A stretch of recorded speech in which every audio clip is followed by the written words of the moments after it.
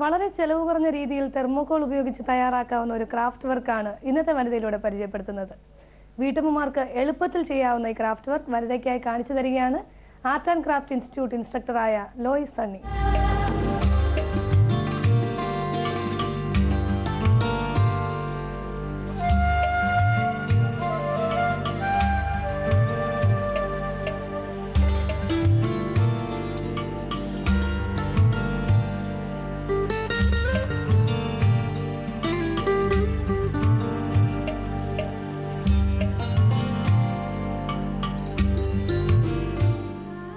നമസ്കാരം ടീച്ചർ. നമസ്കാരം ഗോപിക. 20 വർഷക്കാലം ബാങ്കിങ് ഫീൽഡിൽ ജോലി ചെയ്തുകൊണ്ടിരിക്കുകയായിരുന്നു അല്ലേ? അതെ. അത് കഴിഞ്ഞ് എപ്പോഴാണ് ഈ ഒരു ആർട്ടിന്റെയും ക്രാഫ്റ്റിന്റെയും ഒക്കെ ലോകത്തേക്ക് തിരിഞ്ഞത്?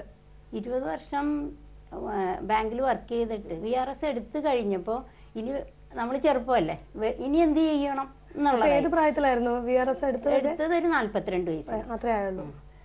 അപ്പോൾ അത് കഴിഞ്ഞപ്പോൾ പിന്നെ ഞാൻ വിചാരിച്ചു എന്തെങ്കിലും ഒരു സോഷ്യൽ സർവീസിങ് ചെയ്യണം. അപ്പോൾ ജോബ് ഓറിയന്റഡ് കോഴ്സസ് കുറച്ച് പഠിക്കാം.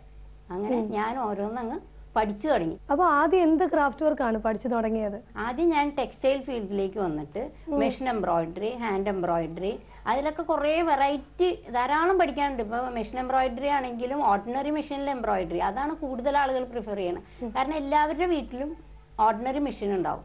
ഇനി ഇല്ലെങ്കിൽ തന്നെ വാങ്ങാൻ ഒരു 3000 രൂപ മതി. മെഷീൻ എംബ്രോയിഡറി എന്ന് പറയുമ്പോൾ അത് 8000 അങ്ങനെയാവും.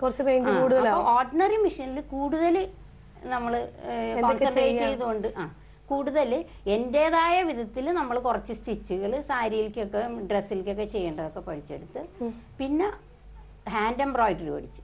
ഹാൻഡ് എംബ്രോയിഡറി പഠിച്ചു കഴിഞ്ഞാൽ പിന്നീട് നമ്മളിങ്ങനെ അന്വേഷിച്ച് തുടങ്ങി ടെക്സ്റ്റൈൽ സംബന്ധമായിട്ട് എന്ത് പഠിക്കാനുണ്ട. അങ്ങനെ ബാത്തിക് പഠിച്ചു, ടൈ ആൻഡ് ഡൈ പഠിച്ചു, ക്രഷിങ് പഠിച്ചു, പിന്നെ സിൽക്ക് പെയിന്റിങ് പഠിച്ചു. അപ്പോൾ ഇതെല്ലാം ഇങ്ങനെ കുട്ടികളെ പഠിപ്പിച്ചുകൊണ്ടിരുന്നു. ആദ്യമൊന്നും അധികം കുട്ടികളൊന്നുമില്ല, നമുക്കറിയാവുന്ന ആളുകൾ, നമുക്ക് കുറച്ച് ആളുകളെ ഇങ്ങനെ പരിചയം ഉണ്ടായിരുന്നു, അവർക്കൊക്കെ വേണ്ടിയാണ് ഇത് തുടങ്ങിയത്. അപ്പോൾ അങ്ങനെ അവരെയൊക്കെ പഠിപ്പിച്ച് നോക്കുമ്പോൾ അവർക്കൊക്കെ ഇത് ചെയ്തു കൊടുത്തിട്ട് ഒരു വരുമാനം കിട്ടുന്നുണ്ട്. അപ്പൊ പിന്നെ കുറച്ചുകൂടി ജോബ് ഓറിയന്റഡ് ഇതിലേക്ക് ചിന്തിച്ചു തുടങ്ങി. സ്റ്റാർട്ട് ചെയ്തിട്ട് ഒരു 10 വർഷമായി. അപ്പൊ ആദ്യം ടെക്സ്റ്റൈൽ രംഗത്തേക്കാണ് തിരിഞ്ഞത്. ഇപ്പൊ എന്തൊക്കെ ഐറ്റംസ് ആണ് ടെക്സ്റ്റൈലിൽ തന്നെ, എന്തൊക്കെയാണ് സ്പെസിഫിക് ആയിട്ട് പഠിപ്പിക്കുന്നത്? ഇപ്പൊ അതിപ്പോ hand embroidery, machine hand embroidery തന്നെ ബ്രസീലിയൻ എംബ്രോയിഡറി എന്ന് പറഞ്ഞാൽ അഡ്വാൻസ്ഡ് ആയിട്ട്, അത് ശ്രീലങ്കയിൽ നിന്ന് ഒരു സ്റ്റുഡന്റ് എൻ്റെ അടുത്ത് പഠിക്കാൻ വന്നതാണ്. അപ്പോൾ അവരോട് ഞാൻ, അവർ വേറെ ക്രാഫ്റ്റ് വർക്ക് പഠിക്കാൻ വന്നത്, അപ്പോൾ അവരോട് ഞാൻ ചോദിച്ചു അവിടുത്തെ എന്താ പ്രത്യേകത. അപ്പം നമ്മളുടെ വർക്കുകളൊക്കെ കാണിച്ചപ്പോൾ അവർ പറഞ്ഞു ഇല്ല, ഞങ്ങൾക്ക് അവിടെ 3D എംബ്രോയിഡറി ഉണ്ട്, വളരെ ഭംഗിയാണ്. അപ്പോൾ അങ്ങനെ വന്നപ്പോൾ അവര് അത് പഠിച്ചു. ബ്രസീലിയൻ എംബ്രോയിഡറി പഠിച്ച്, പിന്നെ സിൽക്ക് പെയിന്റ് പഠിച്ച്, അങ്ങനെ ഓരോന്നായിട്ട് പഠിച്ച്. പിന്നെ ഇത് പേപ്പർ ബാഗ് നിർമ്മാണം, അത് നല്ലൊരു വരുമാനം ഉണ്ടാണ്. പിന്നെ ക്ലോത്ത് കൊണ്ടുള്ള നമ്മുടെ ബാഗുകളുണ്ടായി. അപ്പോൾ അതൊരു സെക്ഷൻ, അങ്ങനെ ക്ലോത്ത് ബാഗ്, കുഷ്യൻസ്, പിന്നെ കുറച്ചുകൂടി അഡ്വാൻസ്ഡ് ആയിട്ട് ഗ്ലാസ് എച്ചിങ്. ഇപ്പൊ ഇവിടെ വന്ന് കണ്ടപ്പോൾ ഈ ഒരു റൂമിൽ മുഴുവൻ പല തരത്തിലുള്ള പെയിന്റിങ്സ് കീപ്പ് ചെയ്തിട്ടുണ്ടല്ലോ. ഏതൊക്കെ ടൈപ്പ് പെയിന്റിങ്സ് ആണ് കൂടുതലായിട്ട് ഇവിടെ ഉള്ളത്? കൂടുതൽ സൂക്ഷിച്ചിരിക്കണം എന്ന് പറഞ്ഞാൽ ഇപ്പൊ എല്ലാ ടൈപ്പും ഉണ്ട്. എവിടെ എന്ത് കാണുന്നു അത് ഞാൻ പഠിച്ചെടുക്കണം എന്നുള്ളതാണ്. ഇപ്പൊ ഗ്ലാസ്സിൽ തന്നെ ചെയ്യണ വർക്കുകൾ ഒരു 10-40 അല്ല, അതിൽ കൂടുതൽ വെറൈറ്റി ഗ്ലാസ്സിലുണ്ട്. അത് എന്തൊക്കെയാണ് ഏറ്റവും ലേറ്റസ്റ്റ് ആയിട്ട് നിൽക്കുന്നത്? എന്ത് വെറൈറ്റി ആണ് glass painting? 3D glass painting, Mayuri, Meenakari, പിന്നെ ആന്റിക് ഗ്ലാസ് പെയിന്റിംഗ്, അങ്ങനെ പല പേരുകളാണ്. 3D വർക്ക് ഓൺ ഗ്ലാസ്, അങ്ങനെ കുന്തൻ വർക്ക്, അങ്ങനെ ധാരാളം ഗ്ലാസ് പെയിന്റിംഗ് ധാരാളം ഉണ്ട്.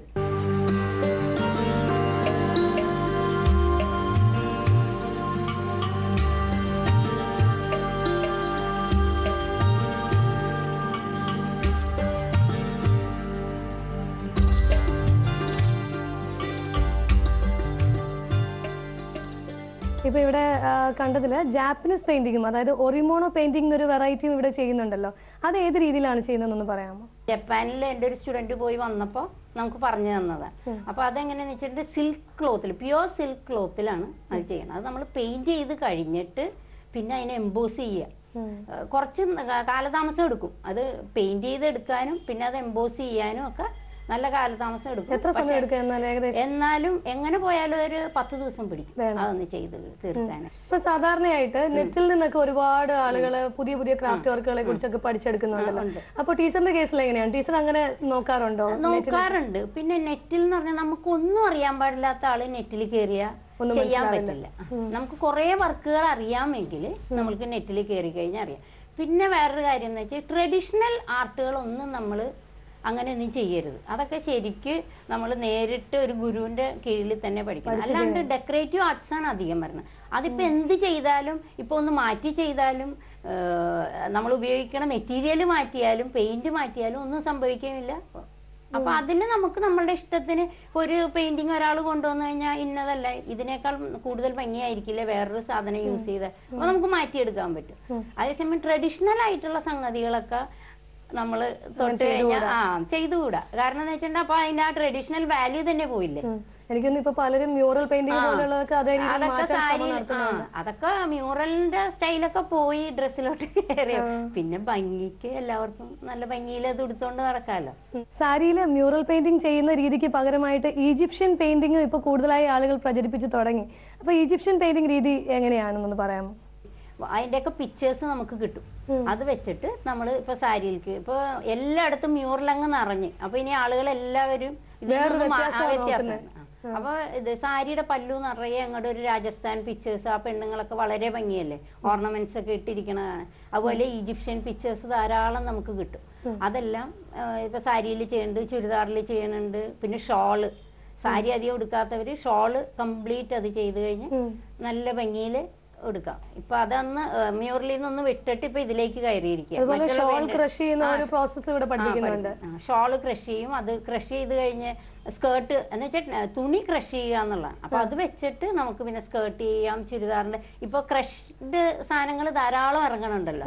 അപ്പൊ ഷോള് മാത്രമല്ല എല്ലാ മെറ്റീരിയലും നമുക്ക് പരീക്ഷിക്കാം.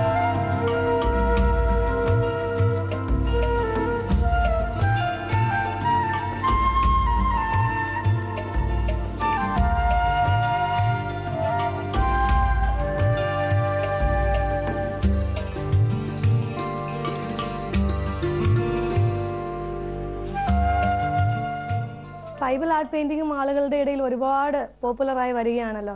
ട്രൈബൽ ആർട്ട് പെയിന്റിംഗ് ഇവിടെ പഠിപ്പിച്ചു കൊടുക്കുന്നുണ്ടോ? അതൊരു വളരെ ഭംഗിയുള്ള ഒരു പിക്ചറാണ്. അത് കളേർഡും ചെയ്യും, ആന്റിക് സ്റ്റൈലിലും ചെയ്യും. അപ്പൊ അത് ധാരാളം പേര് പഠിക്കാൻ വരുന്നുണ്ട്. ഇപ്പൊ മേടിക്കുക എന്ന് പറയുമ്പോൾ ഭയങ്കര കോസ്റ്റ്ലിയാണ്. അപ്പൊ അവര് വന്നിട്ട് അവര് പഠിക്കുകയാണെങ്കിൽ അവർക്ക് അത് പഠിക്കുകയും ചെയ്യാം, വീട്ടിൽ വെക്കുകയും ചെയ്യാം. എന്നാൽ ഇത് ചെയ്ത് വിൽക്കുന്ന പിള്ളേരും ധാരാളം ഉണ്ട്. ഇവിടുത്തെ ക്ലാസ് ടൈമിംഗ് ഒക്കെ എങ്ങനെയാണ്? അത് പ്രത്യേകമായിട്ട് ഫിക്സ്ഡ് ആയിട്ടുള്ള ടൈമിംഗ് ആണോ അതോ? അല്ല, ഇവിടെ ഞങ്ങളൊരു 11 to 4:30 ഇവിടെ ഞങ്ങളുണ്ട്. പക്ഷെ ഓരോ കുട്ടികളും എപ്പോ വരണം എന്നുള്ളത് എനിക്കറിയാം. കാരണം എല്ലാവരും കൂടി ഒന്നിച്ചു വന്നാൽ നമുക്ക് എടുക്കാൻ പറ്റില്ല. അപ്പൊ നമ്മള് ഇന്ന ഇന്ന സമയത്ത് ചിലര് ഗ്രൂപ്പായിട്ട് വരും. പിന്നെ ഒരു കൂട്ടം വീട്ടമ്മമാരുണ്ട് ഇരുന്നൊന്ന് റിലാക്സ് ചെയ്ത് അപ്പൊ അവർക്ക് അതിനുള്ള എല്ലാവരും കൂടി കൂട്ടി വന്ന് അവിടെ പഠനത്തെക്കാൾ കൂടുതൽ എല്ലാവരും കൂടി കുറെ നേരം ഒന്ന് വർത്താനമൊക്കെ പറഞ്ഞ് എന്തെങ്കിലുമൊക്കെ കൊണ്ടുവന്ന് ഇരുന്ന് തിന്ന് അങ്ങനെയൊക്കെ എന്ന് വെച്ചിട്ടുണ്ടെങ്കിൽ ആ ടെൻഷൻ ഒന്ന് ഫ്രീ ആയിട്ട് അതിന്റെ കൂടെ പഠിക്കുകയും ചെയ്യാം.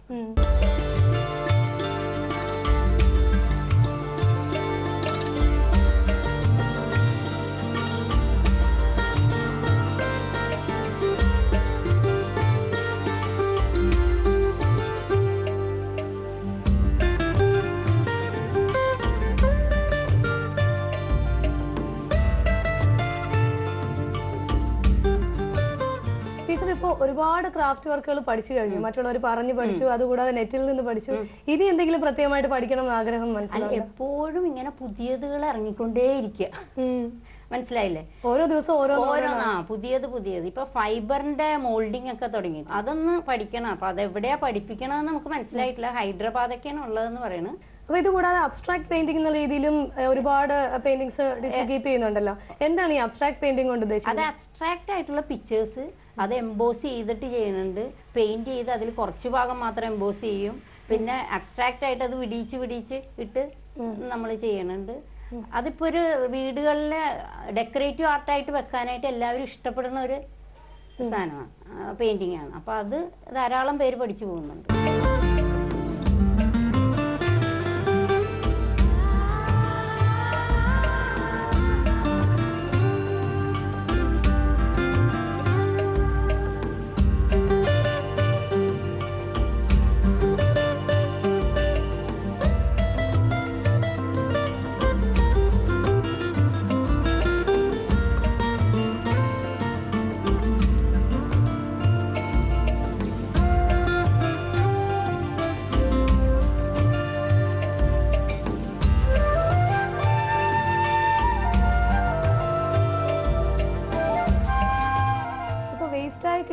മെറ്റീരിയൽസിൽ നിന്നും, അതായത് പേപ്പർ, ഇപ്പൊ തുണിയുടെ പീസുകൾ, അതുകൂടാതെ തെർമോകോള്, അങ്ങനെയുള്ള ഐറ്റംസിൽ നിന്നും ക്രാഫ്റ്റ് വർക്കുകൾ ചെയ്യുന്നുണ്ടല്ലോ.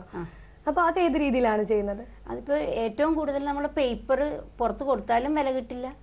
അപ്പോൾ പേപ്പറിനെ നമ്മൾ ഒരു 4 ദിവസം കുത്തുത്ത് വെച്ച് അതിനെ അരച്ച് മെഷാക്കി എടുത്തിട്ട് അതിനെ നമ്മൾ അതുകൊണ്ട് ധാരാളം വർക്കുകൾ ചെയ്യുന്നുണ്ട്. ഡെക്കറേറ്റീവ് ആർട്സ് ധാരാളം ചെയ്യുന്നുണ്ട്. പിന്നെ നമ്മൾക്ക് ഈ ഫ്രിഡ്ജ് TV ഒക്കെ വാങ്ങുമ്പോൾ കിട്ടുന്ന തെർമോകോളില്ലേ, അത് കാർവ് ചെയ്തിട്ട് നല്ല ഭംഗിയിലുള്ള, എന്നാൽ ഇത്തിരി കോസ്റ്റ്ലി ആയിട്ടുള്ള വർക്കുകളാണ്. അത് നമുക്ക് സാധനത്തിന് വിലയില്ലെന്നേ ഉള്ളൂ, പക്ഷെ അത് സെയിൽ ചെയ്യുമ്പോൾ നല്ല വില കിട്ടുന്ന വിധത്തിലാണ്. ഇന്നിപ്പോൾ ടീച്ചർ വനിതാ പ്രേക്ഷകർക്ക് വേണ്ടിയിട്ട് എന്ത് ടൈപ്പ് ക്രാഫ്റ്റ് ആണ് കാണിച്ചു കൊടുക്കുന്നത്? കാണിക്കുന്നത് ഒരു തെർമോകോൾ കാർവിംഗ്. അപ്പൊ അതൊന്ന് ചെയ്ത് കാണിക്കാം. ഓക്കെ.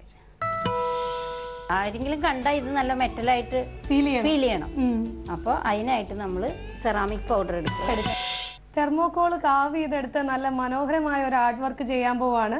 ഇപ്പോൾ തെർമോകോൾ കാവിങ്ങിന് വേണ്ടിയിട്ട് തെർമോകോൾ ഒക്കെ റെഡിയാക്കി വെച്ചിട്ടുണ്ട്. ഇത് കൂടാതെ എന്തൊക്കെ ഐറ്റംസ് ആണ് നമുക്ക് വേണ്ടത്? തെർമോകോള്, പിന്നെ തെർമോകോൾ കട്ടർ, ഒരു marker pen, ceramic powder, Fevicol. Ceramic പൗഡറും വേണം അല്ലേ? ഫെവിക്കോള്, വെള്ളം, പെയിന്റ്, പിന്നെ ഒരു ബോർഡ്. ഇത് സെറ്റ് ചെയ്യാനായിട്ട് നമുക്കൊരു ബോർഡ്. അത്രയും മതി സാധനം. അപ്പോൾ ചെയ്തു തുടങ്ങിയാലോ ടീച്ചർ? തുടങ്ങാം. ആദ്യം തന്നെ നമ്മളൊരു ഡിസൈൻ സെലക്ട് ചെയ്യണം. എന്താണ് കാർവ് ചെയ്യാൻ ഉദ്ദേശിക്കുന്നത് ആ ഡിസൈൻ സെലക്ട് ചെയ്തിട്ട് അതൊന്ന് വരച്ചിട്ട് അതിന്റെ ഓരോ പോർഷൻസ് ആയിട്ട് നമ്മൾ അതിന്റെ ടെംപ്ലേറ്റ്സ് ഇങ്ങനെ ഉണ്ടാക്കിയെടുക്കും. വരക്കാൻ എന്ന് വെച്ചിട്ട് നമുക്ക് തെർമോകോളിലേക്കൊന്നും കാർബൺ വെച്ച് വരയ്ക്കാൻ പറ്റില്ല. അപ്പൊ അതുകൊണ്ട് നമ്മളിങ്ങനെ അപ്പൊ നമ്മൾ പേപ്പറിൽ വരച്ചിട്ട് അത് കട്ട് ചെയ്ത് ഓരോ ഷേപ്പ് ആക്കി മാറ്റിയിരിക്കുകയാണ് അല്ലേ? അപ്പൊ ആദ്യം നമ്മളിങ്ങനെ ടെംപ്ലേറ്റ്സ് ഉണ്ടാക്കി കഴിഞ്ഞിട്ട് അതിനെ ഇതിലേക്ക് വെച്ചിട്ട് ഇപ്പൊ അമ്പലത്തിന്റെ ഒരു ഷേപ്പിലുള്ള ഒരു ഇതാണ് ചെയ്ത് കാണിക്കുന്നത്. അതിന് പാകത്തിനുള്ള ഇത് കട്ട് ചെയ്തെടുക്കുകയാണ് അല്ലേ? അപ്പൊ നേരത്തെ തന്നെ ടെംപ്ലേറ്റ്സ് ആയിട്ട് വരച്ച് റെഡിയാക്കി പേപ്പർ കട്ട് ചെയ്ത് വെച്ചിട്ടുണ്ട്. അപ്പൊ എനിക്ക് തോന്നുന്നു കുറച്ചുകൂടെ എളുപ്പമുണ്ട് ഇതിലേക്ക് വരയ്ക്കാൻ. മറ്റേത് ഇതിൽ നമുക്ക് കാർബൺ വെച്ച് വരയ്ക്കാൻ പറ്റില്ല. മറ്റുള്ള പെയിന്റിംഗ് ഒന്നും നടക്കില്ല.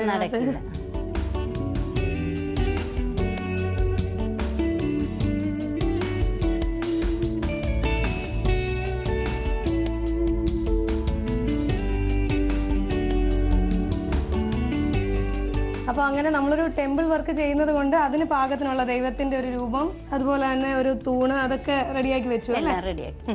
ഇനി അത് കാർവ് ചെയ്യാൻ കാണിച്ചു. ഞാൻ ചെറിയൊരു രൂപം ആദ്യം വേണമെങ്കിൽ ഒരു പില്ലർ ചെയ്യാൻ കാണിച്ചു.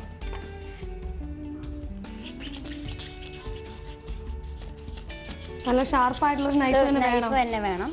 അത് നന്നായിട്ട് നമ്മളിങ്ങനെ ഇങ്ങനെയൊക്കെ കാണിച്ചാൽ ഇവിടെയൊക്കെ ഇങ്ങനെ പൊടിഞ്ഞു. അപ്പൊ നമ്മൾ നന്നായിട്ട് പുതിയ ബ്ലേഡ് ആയിരിക്കണം ഇതിനെടുക്കുന്നത്. ഒരു വർക്ക് ചെയ്ത് കഴിയുമ്പോഴത്തേക്കും 2-3 തവണ ബ്ലേഡ് മാറ്റി കൊടുക്കേണ്ടി വരും. കറക്റ്റ് ഒരു ഫിനിഷിംഗ് വരണം അല്ലേ ഓരോ എൻഡിലും?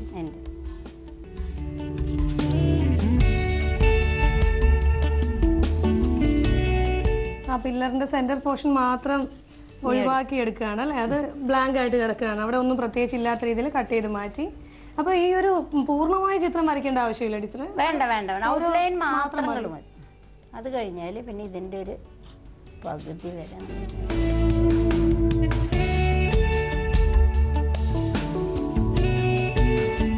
അത് കഴിഞ്ഞാൽ നമ്മൾ ഇത് രണ്ടും ഇനി ഇതിനെ കാവ് ചെയ്യണം. കുറച്ചുകൂടി ഡീറ്റെയിൽസ് കൊടുത്ത് പോവാണ് അല്ലേ?